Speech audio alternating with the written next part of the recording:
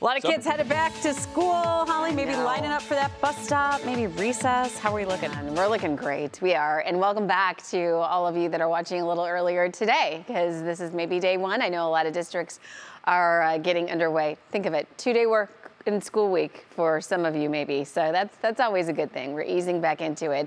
We're also easing back into some summery weather. We're going to see what that weekend looks like here in just a moment. But I can tell you, on average, we should be 81. We'll hit 86 today. So not extreme, but I mean, compared to earlier in the week, it is going to be noticeable to you. And regionally, we're seeing a lot more 70s again this morning, especially in places like Chicago and Nashville, over towards Little Rock, Dallas. We're still 50s and 60s and quite comfortable as we're starting off and maybe getting ready for that bus stop and packing up those lunches. And the dew points are also very comfortable. But again, similar to our air temperatures, and we've got calm winds almost across the board. Now, in most spots, visibility is great, but we are seeing it again, a bit of a challenge for those of you in Dover, New Philadelphia. So primarily inland, Worcester down a little bit too.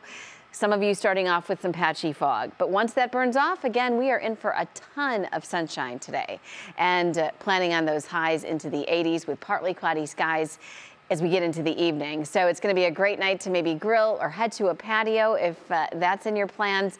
A beautiful boating day, waves only a foot or less.